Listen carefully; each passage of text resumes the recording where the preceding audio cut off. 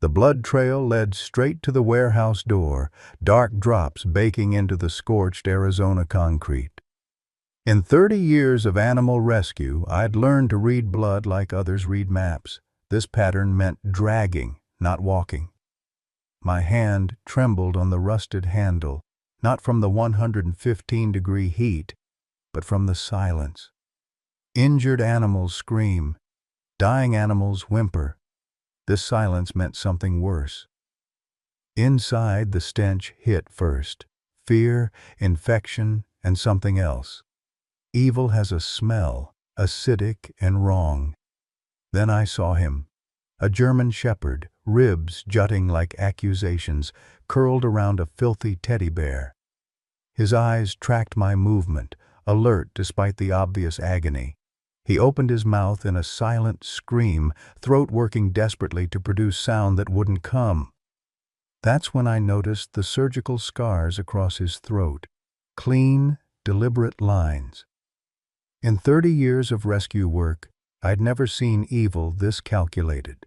Phoenix in July was hell's waiting room, but the abandoned industrial district where I'd found the German shepherd made regular Phoenix look like paradise. Rusted warehouses lined the streets like tombstones, their broken windows staring blindly at the desert sky. This particular section had been condemned 5 years ago, making it perfect for those who didn't want to be found. My name is Martha Chen, and at 60, I should have been thinking about retirement, not crawling through crime scenes disguised as rescue calls. But 30 years in animal rescue had taught me that retirement was a luxury you earned only when you could sleep without seeing the eyes of the ones you couldn't save. After losing my canine partner Duke in Iraq and my husband to cancer the same year, those eyes had multiplied. The Phoenix Animal Rescue Center had become my refuge, my purpose, and lately, my financial nightmare. The German shepherd, I'd already started calling him Rex in my mind, couldn't have picked a worse time to need saving. Our rescue center was hemorrhaging money, $500,000 in debt with the bank circling like vultures. Every dollar spent on medical care meant another day closer to closing our doors forever. But looking at Rex, at the deliberate cruelty etched into his body, I knew money had stopped mattering the moment I'd seen those surgical scars.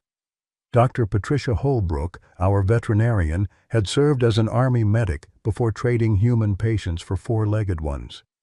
When she'd examined Rex that first day, her face had gone pale beneath her silver hair.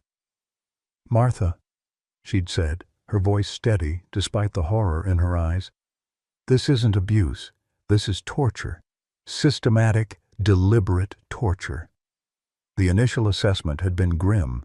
Severe dehydration, infected wounds, multiple healed fractures, and most disturbingly, the surgical removal of his vocal cords. The procedure had been done recently, maybe 6 months ago, with enough skill to suggest medical knowledge. Rex was approximately 7 years old, and beneath the neglect his body showed signs of peak physical conditioning. Military conditioning. His microchip had led us down a rabbit hole of classified databases and dead ends. All we'd learned was that he'd been registered to Sergeant James Mitchell, U.S. Army, deceased 6 months prior, the same time frame as Rex's surgery. The coincidence made my skin crawl. Phoenix's social fabric was already strained, with homeless veterans on every corner and families choosing between groceries and gas. The thought of spending $50,000 on one dog's medical care, that was Dr. Holbrook's estimate for full treatment, would divide our community like a fault line. I could already hear the arguments. Why save a dog when humans were suffering? What kind of person valued animal life over human need? But as I'd watched Rex guard that teddy bear with the last of his strength, pressing it against his chest like it contained his very soul, I'd known those arguments wouldn't matter. Some things transcended logic. Some evils demanded answer, regardless of cost. The rescue itself had been a dance with death. I'd entered that warehouse alone against every protocol we had because backup was 20 minutes out and Rex had maybe 5. The anonymous 911 call had come from a burner phone, the caller's voice distorted but urgent. "There's a dog dying in the Maryvale Industrial District. Building 47. Hurry." Then nothing. I'd found Rex exactly where the caller had said, chained with a length of rust-covered links that had cut deep grooves into his neck. The chain was short, maybe 3 feet, forcing him to lie in his own waste. But it was his eyes that would haunt me, alert, intelligent, still fighting despite everything. When I'd approached, he'd tried to warn me away, his mouth opening in that horrible silent bark, his body positioning itself between me and the teddy bear. "Easy, boy," I'd whispered, though the words felt inadequate against such suffering. "I'm here to help." The bolt cutters had made quick work of the chain, but moving Rex had been another matter. He'd weighed maybe 60 pounds, down from what should have been 90. Every touch had made him flinch, but he'd never tried to bite, never showed aggression. He'd just clutched that teddy bear tighter, as if it was the only thing anchoring him to life. Dr. Holbrook had been waiting at the clinic, having cleared her schedule the moment I'd called. The initial examination had been devastating. Beyond the obvious starvation and dehydration, X-rays had revealed a history of violence written in bone, healed fractures in his ribs, legs, and jaw, some dating back years, others fresh. But it was the throat surgery that had made her hands shake. "This is professional work," she'd said, studying the scars. Whoever did this knew exactly how to remove the vocal cords without killing him. They wanted him silent, but alive. The first 72 hours had been critical. IV fluids, antibiotics, pain management, the bills had started mounting immediately. But something strange had happened when word got out about Rex's condition. The story had gone viral on social media, #SaveRex, trending locally within hours. Donations had started trickling in, $5 here, $20 there, from people who couldn't afford their own medical bills but couldn't stand to see suffering ignored. The teddy bear had been our first real clue that Rex's story went deeper than simple abuse.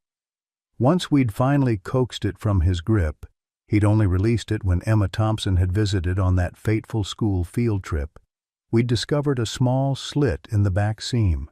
Inside, wrapped in plastic, was a USB drive.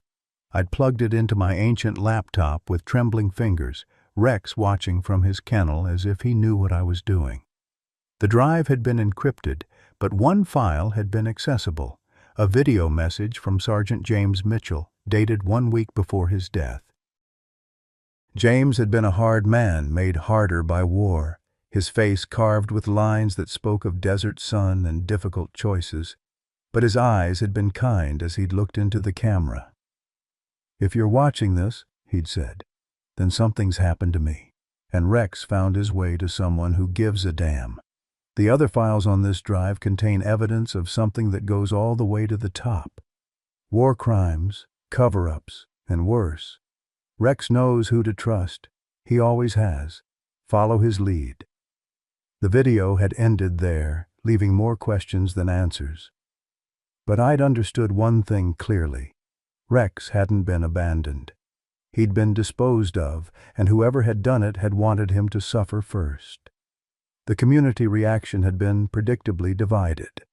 On one side were people like Walter Brennan, a 70-year-old Vietnam veteran who'd shown up at the rescue center with a $100 bill he couldn't spare. "That dog served his country," he'd said, his voice rough with emotion. "We don't leave soldiers behind, 4 legs or 2. On the other side were voices like City Councilman Richard Hayes, who'd used Rex's story as a platform for his re-election campaign. "While I sympathize with this animal's plight," he'd said at a town hall meeting, "we cannot justify spending $50,000 on a dog when our veterans are sleeping on the streets." The debate had raged on local news, in coffee shops, and across social media. But while Phoenix argued, Rex had begun his slow journey back to life. He'd started eating solid food, his eyes growing brighter each day. He'd learned to communicate without his voice, using his eyes and body language with remarkable precision, and always, always, he'd kept that teddy bear within sight. It had been Dr. Holbrook who'd made the connection that would change everything. She'd been reviewing Rex's medical records when she'd noticed something odd about his blood work. "Martha," she'd called me late one night, her voice tight with discovery. "Rex has traces of experimental compounds in his system. Drugs I've only seen in classified military medical trials. Someone's been using him as a test subject." The pieces had been falling into place, painting a picture I didn't want to see. A decorated military dog, surgical silencing, experimental drugs, and a handler who'd died just as Rex's torture began. This wasn't random cruelty. This was a cover-up.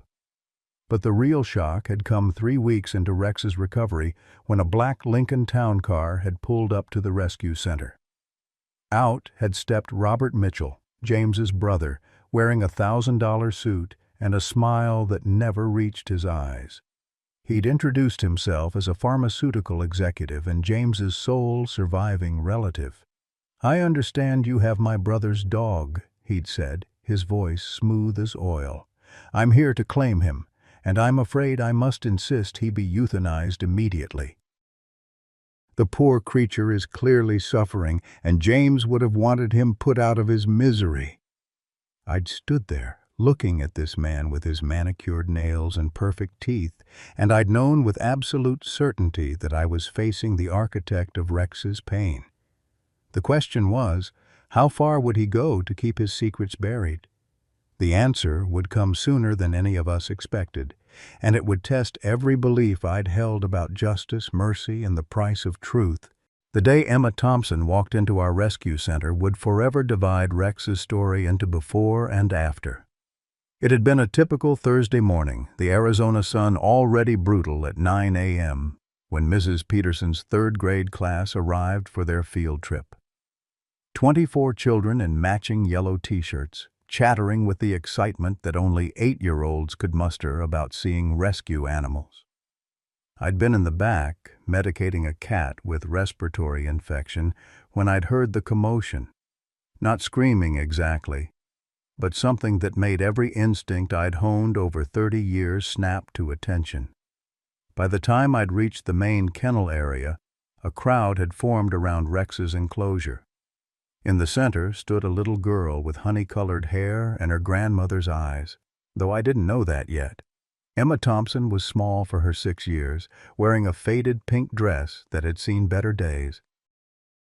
She was humming something soft and low, a melody that seemed to pull at memory's edges, and Rex, who hadn't made a sound since we'd rescued him, who'd barely tolerated human contact beyond medical necessity, was pressed against the kennel bars, tears streaming down his face. "He knows my grandpa's song," Emma had said, looking up at me with eyes too wise for her age. "Grandpa James used to sing it to me before he went to heaven. He said his dog knew it too." The melody she'd been humming was Amazing Grace, but rendered in a way that was uniquely personal, with little flourishes and pauses that spoke of private moments between grandfather and granddaughter. And Rex, this broken, traumatized creature, was trying desperately to sing along, his ruined throat producing only whispers of sound. Sarah Thompson, Emma's mother, had been at the back of the group, and the look on her face when she'd heard her daughter's words had been pure panic. She'd rushed forward, gathering Emma in her arms, apologizing profusely. "I'm so sorry. She doesn't understand. Her grandfather passed 6 months ago and she's been confused." But I'd already made the connection. James Mitchell. 6 months. The same time frame as Rex's surgery. "Ma'am," I'd said carefully, "was your father James Mitchell?" The color had drained from Sarah's face. She'd held Emma tighter, as if I might snatch her away. "How did you—" "We don't use that name. Emma's father isn't—" wasn't. She'd stopped, seeming to realize how much she'd already revealed. The truth had come out in pieces over the next hour, Sarah clutching a cup of cold coffee in our break room while Emma sat with Rex, the two of them communicating in a language that needed no words. James Mitchell had been Sarah's father, but their relationship had been complicated by war, trauma, and James's inability to navigate civilian life. Emma had been born out of wedlock, her father a fellow soldier who died in Afghanistan before he'd even known Sarah was pregnant. James had tried to be part of their lives, but his own demons had made consistency impossible. He'd get better for a while, Sarah had explained, her voice hollow. Come around, play with Emma, talk about making things right. He loved her so much, but then something would trigger him and he'd disappear for weeks. The last time I saw him was a month before he died. He seemed different, scared, but not of his usual ghosts. He kept saying he needed to protect us from something. The revelation had shifted everything. Robert Mitchell's sudden appearance made more sense now. He hadn't just been after Rex. He'd been after whatever James had hidden, and now he knew there was a granddaughter who might have information. The USB drive's encryption remained unbroken, but its very existence had become a ticking bomb. Doctor. Holbrook had made another discovery that same week. The experimental compounds in Rex's system weren't just any military trial drugs, they were products from Mitchell Pharmaceuticals, Robert's company. The same company that had recently won $1 billion contract to supply specialized medications to the VA hospital system. These drugs, Patricia had explained, showing me printouts of chemical analyses. They're supposed to help with PTSD and combat-related trauma. But the levels in Rex's system suggest he was being used to test tolerance thresholds. Basically, they were seeing how much they could give before it became lethal. The pieces of the puzzle were forming a picture of corporate greed wrapped in patriotic packaging. Robert Mitchell had been using his brother's military connections to test drugs on service animals, possibly before moving to human trials. James had discovered this and had tried to stop it. The result had been his death and Rex's torture. But proving any of this would be nearly impossible. Robert had arrived at the rescue center with a team of lawyers, brandishing documents that showed he was James's legal next of kin and executor of his estate. He'd demanded Rex be surrendered to him immediately, citing ownership rights and threatening to shut down our entire operation if we refused. "You're harboring stolen property," his lead attorney, a shark in Armani named David Kellerman, had stated. "That dog is part of the Mitchell estate, and my client has every right to reclaim him. Furthermore, given the animal's obvious suffering and aggressive tendencies, we demand immediate euthanization for public safety." Aggressive tendencies. Rex, who'd never so much as growled despite his torture. Rex, who let Emma braid flowers into his fur while he dozed. It was a transparent lie, but with enough legal weight behind it to be dangerous. The community had exploded when news of Robert's demands had gone public. Save Rex had transformed from a local rescue story to a national cause. Veterans groups had begun organizing protests. Social media had become a battlefield between those who saw Rex as a symbol of how we treat our service members and those who viewed the whole situation as bleeding heart liberalism gone mad. But the real turning point had come from an unexpected source. Judge William Thornton, a 70-year-old Vietnam veteran with a reputation for no-nonsense justice, had taken a personal interest in the case. He'd shown up at the rescue center unannounced, his cane tapping against the concrete as he'd made his way to Rex's kennel. "Son of a bitch," he'd muttered, watching Rex interact with Emma. "Sorry, little lady, but I know this dog. Saw him in action at Fort Huachuca 2 years ago. Best explosives detection K9 in the Southwest. Saved 17 lives in one day during a training exercise that went sideways." He'd turned to me, his weathered face grim. This dog's a hero, Ms. Chen, and someone's going to answer for what's been done to him.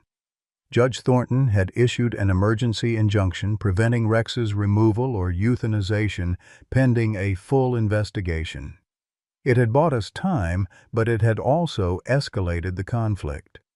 Robert Mitchell wasn't used to being told no, and his response had been swift and vicious. The rescue center had been vandalized 3 nights later. Animal lovers, traitors spray-painted across our front entrance. Dead rats had been left in our mailbox. My car tires had been slashed. The message was clear: back off or face worse. But something else had happened during those tense weeks. Rex had begun to transform. The combination of medical care, proper nutrition, and Emma's visits had awakened something in him. He'd started playing with toys, his tail wagging for the first time.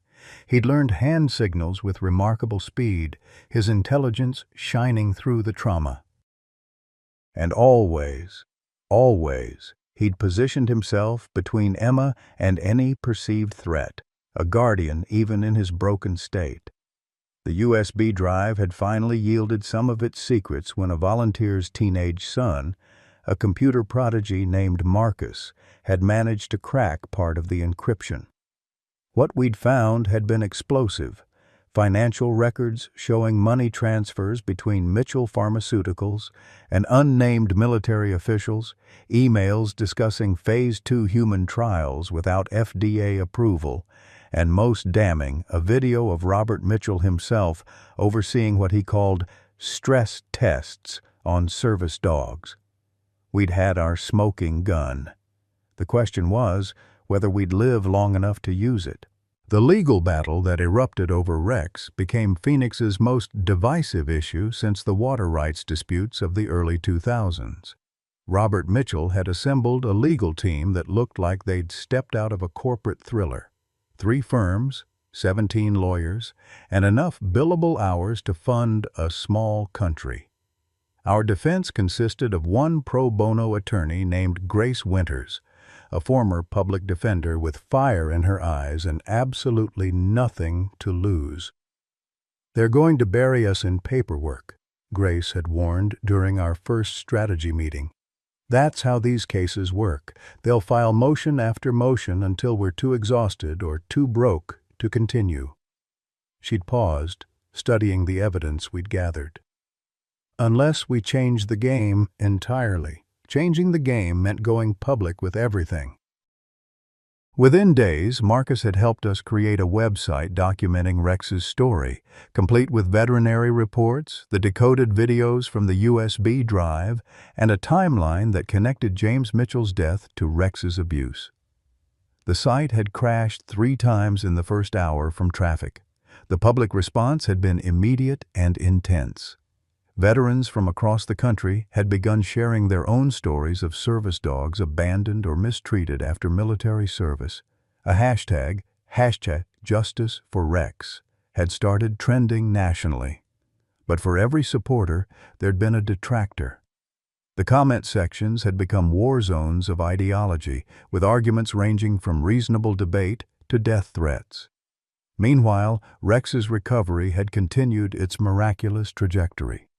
Dr. Holbrook had started him on a revolutionary therapy program, combining traditional veterinary medicine with techniques she'd learned treating military working dogs. The transformation had been remarkable. Rex had gained 15 pounds, his coat had begun to shine, and most remarkably, he'd started to vocalize. Not barking, which was impossible, but a range of whines, rumbles, and huffs that constituted a new language. Emma's visits had become the highlight of Rex's week. Sarah had been reluctant at first, terrified of being drawn into the legal battle, but Emma's connection to Rex had been undeniable. The little girl would read to him from picture books, her small fingers tracing the words while Rex listened with rapt attention. Sometimes she'd bring her grandfather's old harmonica, playing Amazing Grace in her fumbling child's way while Rex closed his eyes and swayed. "He remembers Grandpa," Emma had told me one afternoon, matter of fact in the way only children could be. He told me so. How does he tell you, sweetheart? I'd asked, genuinely curious about their communication. With his eyes, she'd replied. And sometimes in my dreams, Grandpa's there too. He says Rex was brave, that he kept the bad men's secrets safe. Children's imagination, perhaps. But there'd been something in Rex's eyes when she'd said it, a depth of understanding that had made me shiver despite the Arizona heat. The investigation into James Mitchell's death had taken a darker turn when an anonymous source within the Phoenix Police Department had leaked the original autopsy report. The official cause of death, heart failure, had been amended by hand with the original finding, heavy metal poisoning consistent with prolonged thallium exposure, crossed out but still visible. Someone had wanted James's murder to look natural, and they'd had the power to alter official records. Robert Mitchell's public response had been swift and calculated. He'd appeared on local news, portraying himself as a grieving brother trying to honor James's memory by ensuring his suffering dog was humanely euthanized. He'd worn his Army Reserve uniform for the interview, medals gleaming, voice breaking at just the right moments. My brother was a hero, he'd said, looking directly into the camera. He wouldn't want his loyal companion to suffer. These people claiming to help are actually prolonging Rex's agony for their own fundraising purposes. It's disgusting. The smear campaign had been expertly orchestrated. Suddenly, stories had appeared questioning our rescue center's financial records. Photos of me from my younger, more radical activist days had surfaced. Sarah had been painted as an unwed mother trying to cash in on the Mitchell family fortune. Even Emma hadn't been spared, with anonymous blogs questioning why a responsible mother would expose her child to a dangerous animal. But Robert had underestimated the power of truth and the stubbornness of those who'd seen too much injustice to back down. Judge Thornton had not only maintained the injunction, but had expanded it, ordering a full investigation into Mitchell Pharmaceuticals' animal testing protocols. Veterans organizations had started fundraising for our legal defense, and most surprisingly, other victims had begun coming forward. Dr. Rebecca Martinez, a former Mitchell Pharmaceuticals researcher, had reached out through encrypted channels. We'd met at a truck stop outside Phoenix, her hand shaking as she'd handed over a flash drive. I quit 2 years ago, she'd said, her voice barely above a whisper. Couldn't stomach what they were doing. The drug trials on service dogs were just the beginning. They were using them to establish baseline toxicity before moving to homeless veterans, untraceable test subjects. Men and women who'd served their country thrown away like garbage. The flash drive had contained laboratory reports, test protocols, and a list of names, service dogs and their handlers who'd died under suspicious circumstances over the past 5 years. Rex and James were on that list, but they weren't alone. 17 dogs, 14 handlers, all connected to Mitchell Pharmaceuticals' government contracts. As the evidence had mounted, so had the danger. My apartment had been broken into, though nothing had been taken. A warning. Sarah had been followed home from work multiple times. Even Emma's school had reported strange men asking questions about her schedule. We'd had to implement security measures I'd never imagined needing for an animal rescue operation. Rex somehow had seemed to sense the escalating threat. His protective instincts, dormant during his initial recovery, had sharpened to a knife's edge. He'd positioned himself strategically during visiting hours, always keeping sight lines to all entrances. When Robert Mitchell had made another attempt to visit, this time with a court order demanding visual inspection of his property, Rex's reaction had been telling. The moment Robert had entered the building, Rex had gone rigid. Not aggressive, but alert in a way that had made every hair on my neck stand up. He'd placed himself between Robert and Emma, who'd been reading in the corner, and had fixed his gaze on the man with an intensity that had made even Robert's lawyers step back. "Hello, Rex," Robert had said, his voice carrying false warmth. "Remember me, boy? Remember our time together?" Rex had responded with a sound none of us had heard before, a low, grinding growl that had seemed to come from his chest rather than his ruined throat. His lips had pulled back, revealing teeth that, despite everything, remained sharp and ready. "Document that," Robert had snapped at his lawyers. "Aggressive behavior, clearly dangerous." But Emma, brave little Emma, had stood up and walked to Rex's side. "He's not mean," she'd said, her chin raised in defiance. That was pure James Mitchell. "He just knows bad people. Grandpa taught him." The stare down between a 6-year-old girl and a millionaire pharmaceutical executive would have been comical if the stakes hadn't been so high, but it had been Robert who'd looked away first, something flickering in his eyes that might have been fear. The breakthrough in the case had come from an unexpected source. Marcus, our teenage hacker volunteer, had been digging deeper into the encrypted files when he'd discovered something that had made him call me at 3 in the morning. "Mrs. Chen, you need to see this. Now." Hidden in the metadata of seemingly innocuous spreadsheets had been a second set of books for Mitchell Pharmaceuticals. Not just financial records, but detailed documentation of what they'd called Project Cerberus, a systematic program to use military working dogs as test subjects for psychoactive drugs designed to enhance combat performance. The goal had been to create a drug that would eliminate fear and hesitation in soldiers, turning them into perfect warriors. The side effects, paranoia, aggression, organ failure, had been deemed acceptable losses. But James Mitchell had discovered the program and had threatened to expose it. His access to military channels and his credibility as a decorated veteran had made him a genuine threat. So Robert had acted, slowly poisoning his own brother while discrediting him as a paranoid veteran suffering from PTSD. The most damning evidence had been a recorded phone conversation between Robert and an unnamed Pentagon official discussing how to handle the James situation and ensure the dog doesn't talk. The bitter irony of that statement, they'd literally ensured Rex couldn't talk by removing his vocal cords, had been lost on no one. As we'd prepared to present this evidence in court, the rescue center had become a fortress. Volunteers had organized round-the-clock watches. Local veterans had set up a perimeter patrol. The media had camped outside, turning our small facility into ground zero for a national debate about corporate accountability, veteran care, and animal rights. Rex had continued to improve, both physically and emotionally. He'd learned over 50 hand signals, had begun playing with other dogs, and had even started what Dr. Holbrook called foster therapy, comforting new rescue animals who arrived traumatized. But it had been his relationship with Emma that had truly showcased his remarkable spirit. The two had developed a routine. Emma would arrive after school every Tuesday and Thursday, homework in hand.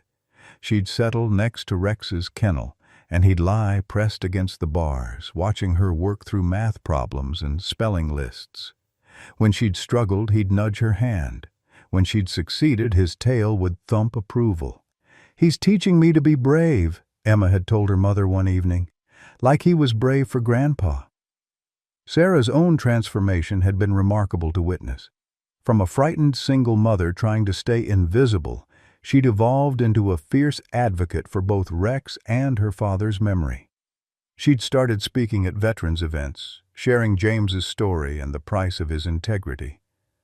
"My father wasn't perfect," she'd said at one gathering, her voice strong despite the tears. "He came back from war broken in ways I couldn't understand as a child. But he never stopped trying to do the right thing. He died protecting the truth, and Rex nearly died protecting the evidence. How can we do any less?" The trial date had been set for November 15th, and as it approached, tensions had reached a breaking point. Mitchell Pharmaceuticals' stock had plummeted. Robert had been forced to step down as CEO pending investigation. Federal agencies had begun their own probes. The house of cards had been wobbling, waiting for the final push. That push had come in the form of more whistleblowers. Employees, researchers, even board members had begun distancing themselves from Robert Mitchell, providing testimony and evidence of widespread corruption. The company's government contracts had been suspended. Criminal charges had been filed. Through it all, Rex had remained our North Star. His resilience, his capacity for trust despite betrayal, his unwavering protection of those he loved, he'd embodied everything we claimed to fight for. He'd become more than a rescue dog. He'd become a symbol of survival, of justice, of the unbreakable bonds between humans and animals. As October had turned to November, with the trial looming and the world watching, we'd prepared for the final battle. Grace Winters had assembled our evidence with military precision. Judge Thornton had ensured a fair venue despite political pressure. The national media had descended on Phoenix like locusts, hungry for the story of the year, but none of us had been prepared for what would happen next. None of us had seen the storm coming, literal and metaphorical, that would test every belief we'd held about justice, mercy, and the price of truth. The universe, it seemed, had one more test for Rex. And this time, it wouldn't be his life hanging in the balance, it would be Emma's. The storm hit Phoenix on November 12th, 3 days before the trial that would determine Rex's fate. It wasn't supposed to happen. November monsoons were rare, meteorologists said, a once-in-a-decade anomaly. But as the sky turned an ominous green-black and the wind began to howl, I knew in my bones that this wasn't about weather patterns. This was the universe raising the stakes one final time. Emma had been at the rescue center when the first warnings came through. It was a Thursday, her regular day with Rex, and Sarah had called to say she was stuck in traffic, the roads already flooding from the sudden deluge. "Keep her there," Sarah had shouted over the sound of rain hammering her car. "I'll get there as soon as I can. The school's already flooded. Kids are being evacuated." The line had gone dead. By 4 o'clock, the rescue center had lost power. Our backup generator, ancient and unreliable, had coughed to life just long enough to maintain the critical care units before dying with a grinding wheeze. Rex had been restless all day, pacing his kennel, his enhanced senses picking up atmospheric changes we couldn't perceive. When the lights went out, he'd positioned himself at Emma's side, his body language screaming danger. "It's okay, Rex," Emma had soothed, her small hand stroking his fur through the kennel bars. "It's just rain. Remember when Grandpa used to say thunder was just angels bowling?" But even she'd looked uncertain, clutching the backpack that held her homework and her grandfather's harmonica. Dr. Holbrook and I had been securing the facility, moving animals to higher ground, when volunteer Marcus had burst through the door, soaked and panicked. "Mrs. Chen, you need to hear this. The police scanner. There's chatter about Robert Mitchell. He's violated his house arrest. They think he's heading this way." The blood in my veins had turned to ice. With the trial days away and mounting evidence against him, Robert had nothing left to lose. And he knew Emma would be here. Sarah's routine had been documented thoroughly during the smear campaign against us. "Lock down everything," I'd ordered, though our security was laughable against a determined intruder. "Call 911. "Lines are jammed," Marcus had reported. "The whole city's in crisis mode. Flooding, power outages, car accidents everywhere." That's when we'd heard it. The sound of breaking glass from the rear entrance. Rex had heard it first, of course. His entire body had gone rigid. Then he'd done something I'd never seen before. He'd backed up to the far side of his kennel and charged the door, hitting it with his full weight. The industrial lock, weakened by rust and age, had groaned but held. "Someone's here," Emma had whispered, her face pale in the dim emergency lighting. Someone bad. Rex had charged again, and this time the lock had given way with a shriek of metal. He'd burst from the kennel like an avenging angel, positioning himself between Emma and the corridor leading to the back entrance. His silent bark, mouth open, throat working futilely, had been more terrifying than any sound. Robert Mitchell had appeared at the end of the hallway, water streaming from his expensive coat, a pistol in his hand. He'd looked nothing like the polished executive from TV interviews. This was a man stripped of pretense, reduced to his essential corruption. "Hello, Martha," he'd said, his voice eerily calm. "I've come for what's mine, the dog, the evidence, and my brother's granddaughter. She's the only one who might know where James hid the original files." "She's 6 years old," I'd spat. "She doesn't know anything. James spent his last weeks with her. He'd have told her something, hidden something with her." "Children make excellent couriers. No one suspects them." His eyes had fixed on Emma, who'd pressed herself against Rex. "Come here, little girl. Uncle Robert wants to talk to you." Rex had moved then, not charging but stalking forward with the controlled precision of his military training. Every muscle had been coiled, ready. The gun had swung toward him. "I should have killed you months ago," Robert had snarled. "But I needed to know what James had hidden first. No matter. Tonight, everyone dies in a tragic flood-related accident. The rescue center, overwhelmed by the storm, suffers catastrophic losses. So sad." Emma had done something extraordinary then. She'd stepped out from behind Rex, her chin raised in that gesture I'd come to recognize as pure Mitchell stubbornness. "My grandpa said you were a bad man. He said you hurt people who couldn't fight back. He said Rex would know what to do when the time came." She'd pulled out her grandfather's harmonica and had begun to play. Not Amazing Grace this time, but a sharp, discordant series of notes that I'd never heard before. Rex's reaction had been instantaneous. He'd dropped to his belly, then exploded upward in a maneuver I'd later learn was called a missile attack, a military canine technique for disarming gunmen. The gun had gone off, the sound deafening in the enclosed space. I'd seen Rex's body jerk, but he hadn't stopped, his jaws clamping down on Robert's wrist with crushing force. The gun had clattered away as Robert had screamed, trying to beat Rex off with his free hand. "Run!" I'd shouted at Emma, but she'd stood frozen, still clutching the harmonica. "The song," she'd whispered. "Grandpa said to play the song if Uncle Robert came." Dr. Holbrook had appeared then, carrying the tranquilizer gun we'd used for dangerous animals. Without hesitation, she'd fired, the dart catching Robert in the neck. He'd gone down hard, Rex maintaining his grip until the man had stopped moving. It was only then that we'd seen the blood. Rex's left shoulder had been torn open by the bullet, blood pooling beneath him. He'd crawled to Emma, his eyes already glazing, and had laid his head in her lap. "No," Emma had sobbed, her tears falling on his fur. "No, Rex, you have to stay. We're going to be a family. Mom said so. We're going to adopt you and you'll have a real home and—" Dr. Holbrook had worked frantically, applying pressure, shouting orders. But the nearest emergency vet was across a flooded city. Rex had lost too much blood.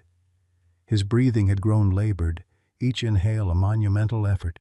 That's when the impossible had happened. Rex had made a sound, not a bark, not with his ruined throat, but a soft, clear whine that had formed words. 3 words, rusty and painful but unmistakable. Good girl. Safe. We'd all frozen. It was medically impossible. The surgery had been complete, the vocal cords severed. But Rex had found a way, had saved his voice for this moment, for her. The lights had flickered back on then, the generator miraculously returning to life. In the distance, sirens had wailed. Marcus had somehow gotten through to 911. Help was coming. But looking at Rex, at the light fading from his eyes, I'd known it would be too late.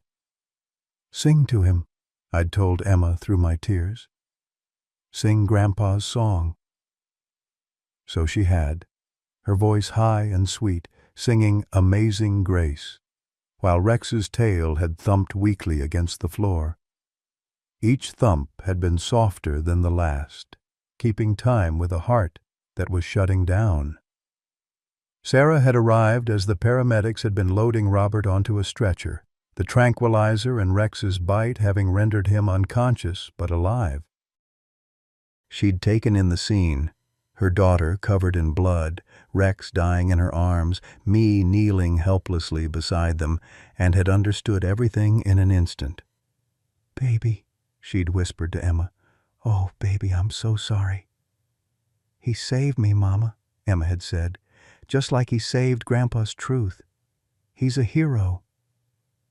The emergency vet team had arrived then, Dr. Jennifer Walsh, the best surgeon in the state, taking one look at Rex and shaking her head. "The damage is too severe. He's lost too much blood, even if we could get him to surgery." "Try," I'd begged. "Please, just try." They'd loaded Rex onto a stretcher, Emma refusing to let go of his paw. As they'd lifted him, something had fallen from his collar. A small metal cylinder I'd never noticed before. Emma had picked it up, recognizing it immediately. "Grandpa's medicine holder," she'd said. "He used it for his heart pills." Inside, wrapped in plastic, had been a micro SD card. The final piece of evidence hidden in plain sight all along. Rex had been carrying it for 6 months, keeping James's last secret safe. The ride to the emergency clinic had been a nightmare of flooded streets and howling wind. Rex had crashed twice, the team bringing him back each time. Emma had never stopped singing, her voice growing hoarse, the harmonica forgotten. Sarah had held her daughter and prayed to a God she'd stopped believing in when her father had come back broken from war. As they'd wheeled Rex into surgery, Dr. Walsh had pulled me aside. "I need you to understand. Even if he survives the surgery, the damage to his spine from the bullet trajectory, he may never walk again. The kindest thing might be—" "No," Emma had interrupted, her voice fierce. "Rex doesn't give up. Ever. Neither do we." Dr. Walsh had looked at this blood-covered 6-year-old with steel in her spine and had nodded slowly. "All right. We'll do everything we can." The storm had raged outside as Rex had fought for his life inside. The rescue center had flooded, volunteers scrambling to save the animals. The media had caught wind of the shooting, and soon the parking lot had been full of news vans and supporters holding vigil in the rain. Judge Thornton had arrived at midnight, still in his pajamas beneath a rain slicker. "That son of a bitch Mitchell is going away forever," he'd growled. "Attempted murder, breaking and entering, violation of house arrest. And that's before we get to the evidence on that SD card." But none of that had mattered as we'd waited for news about Rex. Emma had fallen asleep in Sarah's arms, still whispering the words to Amazing Grace. I'd sat in that sterile waiting room, remembering every moment of Rex's journey, from the broken creature in the warehouse to the hero who'd given everything to protect a child. At 3:47 a.m., Dr. Walsh had emerged from surgery, exhausted and blood-stained. We'd all stood, hearts in our throats, waiting for the words that would either shatter us or give us hope. "He's alive," she'd said, and the waiting room had erupted. But she'd held up a hand. "Barely. The next 24 hours are critical. And even if he pulls through—" She'd paused, choosing her words carefully. "The bullet caused significant spinal damage. He may never walk normally again." Emma had woken at the commotion, rubbing her eyes. "Can I see him?" "He's sedated, sweetheart. He won't know you're there." "He'll know," Emma had said with the certainty of a child who'd seen miracles. "He always knows." And so, as dawn had broken over a storm-battered Phoenix, we'd entered the recovery room where Rex lay surrounded by machines and monitors. His chest had risen and fallen steadily, the surgery having repaired what could be repaired. Emma had climbed onto a chair beside him, had placed her small hand on his paw, and had whispered, "I'm here, Rex. We're all here, and we're not going anywhere." Rex's tail, despite the sedation, despite the trauma, had moved just once, just enough. The war wasn't over. Robert Mitchell would stand trial. The evidence would be presented. Justice, hopefully, would prevail. But in that moment, in that quiet room with the storm finally passing, none of that mattered. What mattered was a little girl and a dog who'd found each other across tragedy. What mattered was love stronger than cruelty, courage greater than fear, and the unbreakable bonds that form when souls recognize each other as family. Rex had kept his promise to James Mitchell. He'd protected the truth and saved the granddaughter James had loved. Now it was our turn to keep our promise to Rex. Whatever came next, he would never be alone again. The 24 hours following Rex's surgery were the longest of my life. We'd maintained a constant vigil in the veterinary ICU, watching monitors track heartbeats and breathing, measuring hope in mechanical beeps and digital numbers. Emma had refused to leave, sleeping on a makeshift bed of hospital blankets, her hand always touching some part of Rex through the gaps in his recovery crate. The news of the shooting had spread like wildfire. By morning, the parking lot outside the emergency clinic had filled with supporters, veterans holding American flags, families with dogs, all keeping watch. Someone had set up a tent with coffee and sandwiches. A group of Native American veterans had begun drumming softly, their rhythm matching the steady beep of Rex's heart monitor. But inside our small circle of grief and hope, the world had narrowed to the rise and fall of Rex's chest and the increasingly grim updates from Dr. Walsh. "His blood pressure keeps dropping," she'd explained during one of her hourly checks. "The spinal damage is more extensive than we initially thought. There's swelling around the lumbar vertebrae that's compromising nerve function. Even if he survives, he's showing no response to stimulus in his hind legs." Sarah had covered Emma's ears during these conversations, but children understand more than we give them credit for. Emma had looked up at the doctor with those Mitchell eyes and asked, "But he's still fighting, right? Rex doesn't give up." Dr. Walsh had knelt beside the little girl, her professional composure cracking. "Yes, sweetheart, he's fighting harder than any patient I've ever had. I don't want you to hope for something that might not be possible." "My grandpa said hope is sometimes all we have," Emma had replied, "and sometimes it's enough." The crisis had come at hour 18. Rex's breathing had become labored, his heart rate erratic. Alarms had screamed as his blood pressure had plummeted toward critical levels. Dr. Walsh and her team had rushed in, pushing us aside as they'd worked to stabilize him. "He's going into shock," someone had shouted. "Get me 2 units of blood, stat!" "Losing him," another voice had called. "Heart rate dropping. 40, 35, 30. Emma had broken free from her mother's arms, dodging past the medical team to press herself against Rex's crate. "No!" she'd screamed, her voice raw. "Rex, you promised! You promised to stay! I need you! Please, please don't leave me like Grandpa did!" What happened next would be debated by veterinary professionals for years. Rex's heart rate, plummeting toward flatline, had suddenly stabilized. His blood pressure, impossibly, had begun to climb. His eyes had fluttered open, focusing with effort on Emma's tear-stained face. "That's medically impossible," Dr. Walsh had breathed, staring at the monitors. He was going into complete circulatory collapse.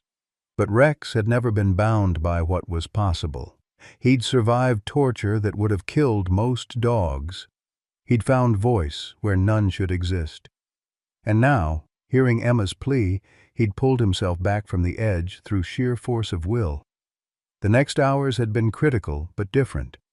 Rex had stabilized, though his condition remained grave. The swelling in his spine had continued to compromise nerve function. Sensation tests had shown no response below his ribcage. The reality we'd all been avoiding had become undeniable.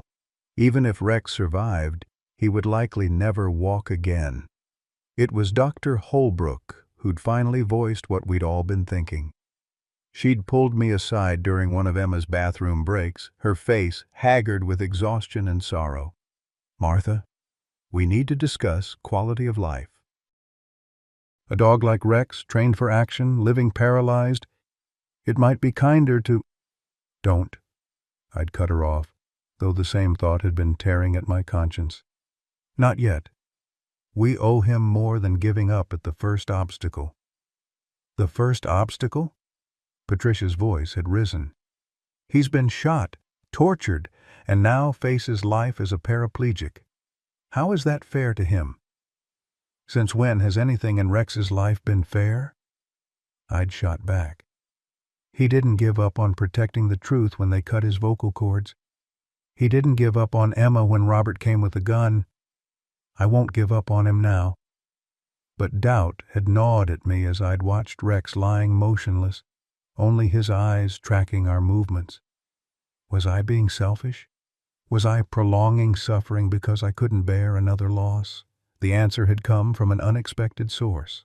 Judge Thornton had arrived that evening, having used his connections to get updates on both Rex's condition and Robert Mitchell's interrogation. He'd stood at Rex's crate for a long moment, his weathered face unreadable. "You know," he'd said finally, "I had a dog once, Vietnam, scout dog named Duchess. Saved my platoon more times than I could count. Last mission, she took shrapnel meant for me. Paralyzed her from the waist down." He'd paused, lost in memory. The medics wanted to put her down, said it was merciful. But Duchess had other plans. Dragged herself 3 miles through jungle to get help for wounded soldiers, pulling with just her front legs. Emma, who'd been listening intently, had asked, "What happened to her?" "Lived another 12 years, Judge Thornton had smiled. "Had a little cart for her back legs. Still served too.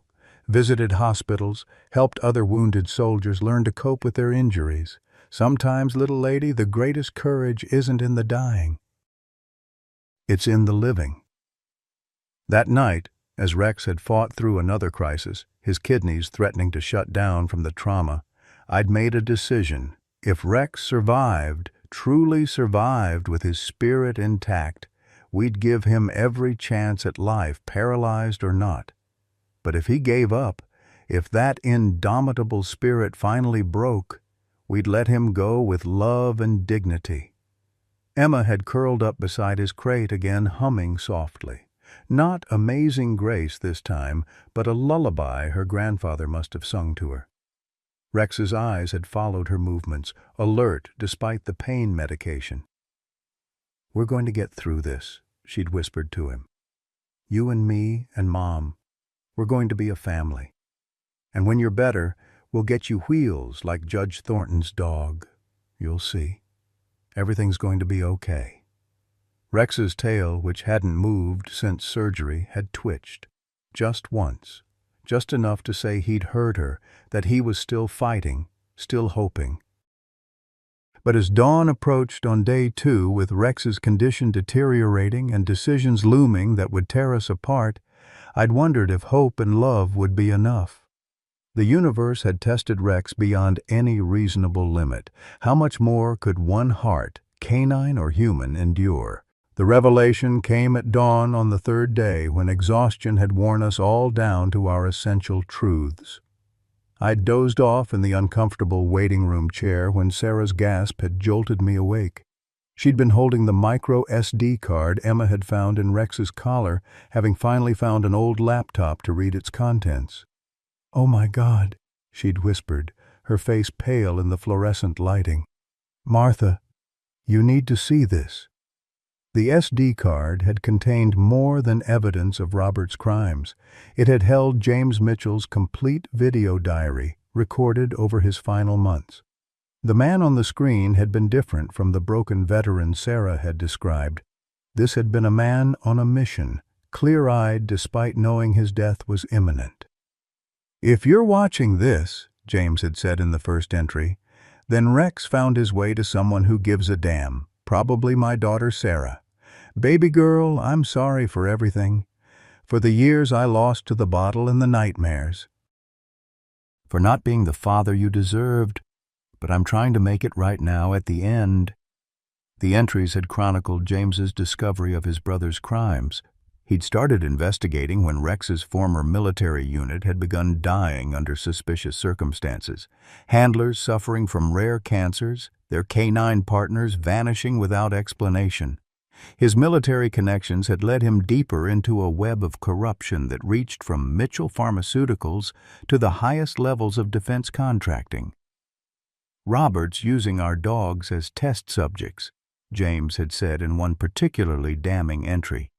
These heroes who saved lives in Afghanistan and Iraq, who came home with PTSD just like their handlers, are being tortured in the name of profit. The drugs they're testing, they're not trying to help veterans. They're trying to create perfect soldiers. Soldiers without conscience, without fear, without humanity. But it had been the final entry, recorded just days before his death, that had shattered us all. I know Robert's poisoning me.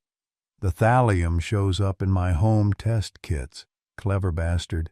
It mimics my existing health problems. No one would suspect.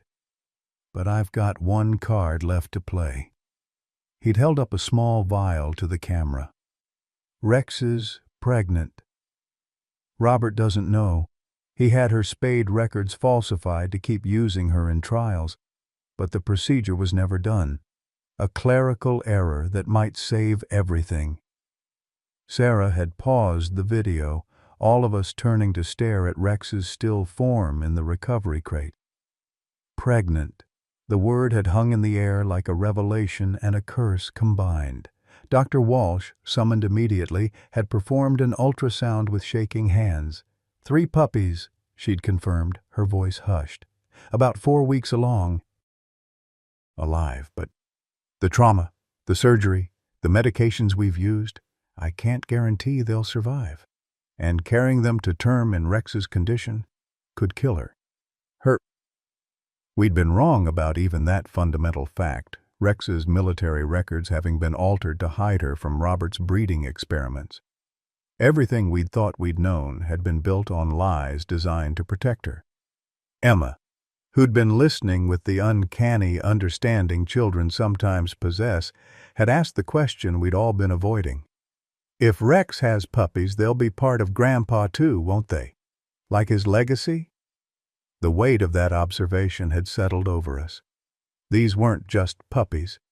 They were the living continuation of everything James had fought to protect.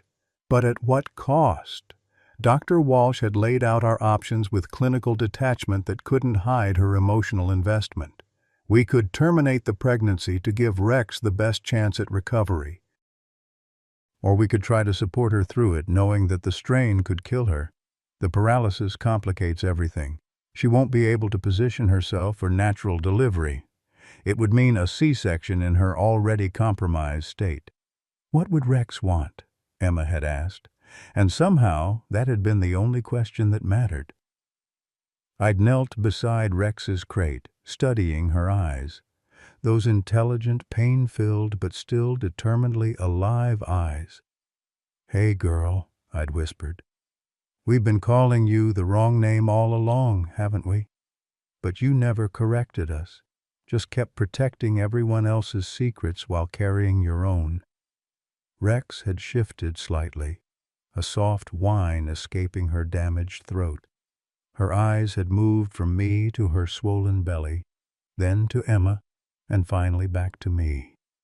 The message had been as clear as if she'd spoken. Protect them. The decision to continue the pregnancy had split our supporters. Animal rights activists had accused us of cruelty, of prioritizing symbolic puppies over Rex's welfare. Others had seen it as honoring Rex's choice and James's legacy.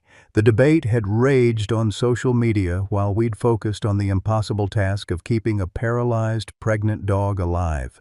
But the real shock had come when the contents of the SD card had been released to authorities.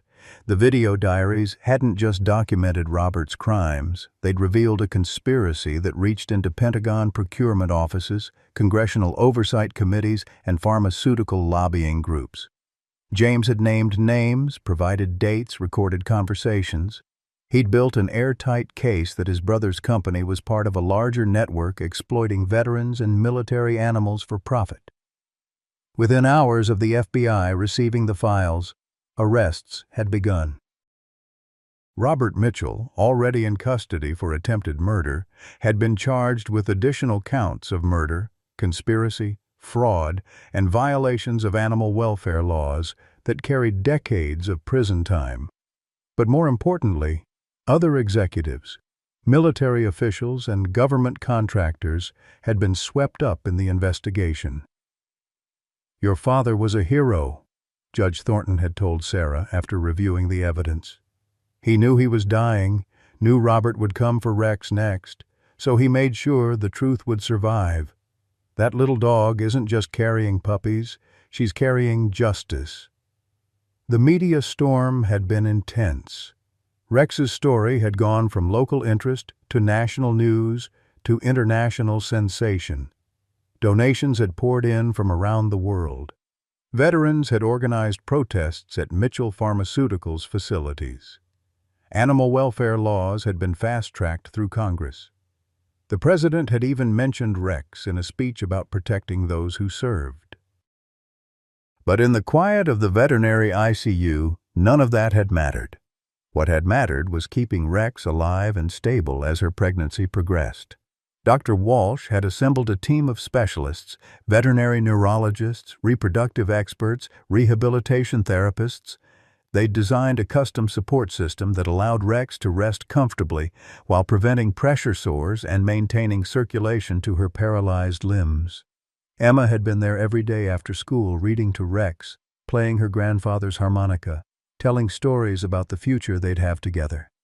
Sarah had quit her job to be there full-time, finally able to grieve her father properly while caring for his last partner. "I was so angry at him for so long," Sarah had confided one evening as we'd watched Rex sleep. "For choosing the bottle over us, for disappearing into his nightmares. I didn't understand that he was drowning and didn't know how to ask for help. But at the end, he found his way back. He saved Rex, saved those puppies, saved all those future victims. He died a hero, even if he never believed it himself." The pregnancy had progressed against all odds. Rex had gained weight, her coat had regained some shine, and most remarkably, she'd begun showing signs of sensation in her hind legs. Not movement, Dr. Walsh had cautioned us against false hope, but feeling. Pain responses, reflex actions, tiny signs that the spinal cord wasn't completely severed. "It's possible," Dr. Walsh had said cautiously, "that as the swelling reduces and the nerves heal, she might regain some function. Not full mobility, probably never that, but maybe enough to have quality of life with assistance." 3 weeks into our vigil, Rex had done something that had made us all cry. Emma had been showing her a picture Sarah had found. James in his army uniform, young and proud, Rex as a puppy at his side. Rex had studied the photo intently, then had deliberately lifted her front paw and placed it on the image of James. Her damaged voice had produced a sound that was almost a word. "Good. She's saying goodbye," Emma had interpreted, wise beyond her years. "Telling Grandpa it's okay to rest now. She's got us." The trial of Robert Mitchell and his co-conspirators had begun in the background, but we'd barely followed it. Our world had narrowed to Rex's daily progress, the growth of her puppies, and the slow reconstruction of a family shattered by war and greed. In the end, the greatest revelation hadn't been about conspiracy or crime. It had been about the extraordinary capacity for love and resilience that exists in the bonds between humans and animals, and how sometimes the smallest acts of loyalty can bring down empires built on cruelty. 6 months later, on a perfect Arizona spring morning, I stood in Sarah's backyard watching a miracle unfold. Rex lay on a specially designed orthopedic bed, her custom wheelchair nearby but temporarily abandoned. Around her tumbled 3 puppies, Hope, Faith, and Grace, their black and tan coats gleaming in the sunlight as they practiced their newly learned sit-stay commands. "Grammy Martha, watch this!" Emma called out, her voice bright with pride. She gave a hand signal and all 3 puppies dropped into perfect down positions. Rex's tail thumped approval against her bed, the movement strong and deliberate. The journey to this moment had been longer than any of us had imagined. Rex's C-section had been performed at exactly 60 days. Dr. Walsh's hands steady despite the complexity of operating on a paralyzed patient. 3 perfect puppies had entered the world as their mother fought through another crisis, her body pushed beyond its limits. But Rex had survived, driven by the same indomitable spirit that had carried her through torture and trauma. The puppies had thrived, nursing from a mother who couldn't stand, but who positioned herself carefully to accommodate them. Watching Rex teach her puppies from her bed, using eye contact and soft vocalizations to guide them, had been a masterclass in maternal adaptation. The trial had concluded with Robert Mitchell receiving life without parole for the murder of James Mitchell and the attempted murders of Emma and myself. 17 other defendants had received sentences ranging from 10 to 40 years. Mitchell Pharmaceuticals had been dissolved, its assets liquidated to fund veteran and military canine rehabilitation programs. Justice, imperfect but real, had been served. More importantly, Rex's story had sparked nationwide reform. The Rex laws, as they'd become known, had established federal protections for military and service animals, mandatory reporting for suspected abuse, and funding for retirement care. No longer would heroes who served on 4 legs be abandoned when their service ended. Rex had regained more function than anyone had dared hope. While she'd never walk normally again, she'd learned to use her wheelchair with remarkable agility, even managing short distances with leg braces during physical therapy. Her voice, while never fully returning, had developed into a range of expressive sounds that Emma interpreted with perfect accuracy. "She's asking if you brought the tennis balls," Emma translated as Rex made a particular rumbling noise. I produced 3 balls from my bag, watching the puppies explode with excitement. At 6 months old, they were already showing signs of their parents' intelligence and courage. Hope had been selected for service dog training, Faith was entering therapy dog certification, and Grace, the smallest but fiercest, was beginning search and rescue preparation. "James would be so proud," Sarah said, joining us on the patio. She wore scrubs now, having returned to school to become a veterinary technician, inspired by the team that had saved Rex. "His legacy isn't just in those puppies. It's in every life they'll touch." Dr. Walsh had stopped by earlier to check on her famous patient. Rex's latest neurological tests showed continued improvement, slow but steady. "She's rewriting the textbooks," Patricia had said. "Her case is being studied at veterinary colleges worldwide. The Rex protocol for treating paralyzed dogs has already saved dozens of lives." Judge Thornton visited weekly, bringing treats and war stories. He'd established a foundation in James's name, funding treatment for military dogs with PTSD. Walter Brennan, the Vietnam vet who'd donated his last $100, now served on the board, ensuring no hero was left behind. Emma had grown in these 6 months. The trauma of that terrible night balanced by the joy of Rex's recovery. She'd started speaking at schools about animal welfare and the bonds between humans and their companions. At 7 years old, she had the poise of someone who'd witnessed both the worst and best of humanity. "Rex taught me that love is stronger than hate," she told an assembly of 5th graders last week, "and that heroes don't always wear uniforms or walk on 2 legs. Sometimes they have 4 paws and scarred hearts, but they never, ever give up." As I watched Rex directing her puppies in a game of gentle tug-of-war, her eyes bright with maternal pride, I thought about the journey that had brought us here. From that hellish warehouse to this sunlit yard, from silence to song, from despair to hope. Rex had taught us all about resilience. The Rescue Center, saved by donations and renamed the James Mitchell Memorial Animal Sanctuary, continued its work with renewed purpose. We'd expanded our programs to include rehabilitation for military and service animals, partnering with veteran organizations to heal both ends of the leash. Rex noticed me watching and made her particular sound of greeting, a soft rumble that meant, "Friend, safe welcome." I knelt beside her bed, careful not to disturb the puppy pile that had formed against her side. Her eyes, no longer holding storms of pain, reflected only peace and purpose. "You did it, girl," I whispered. "You saved them all." Her response was to lift her paw, the same gesture she'd used to say goodbye to James's photo, and place it on my hand. Not goodbye this time, but connection, acknowledgement, love.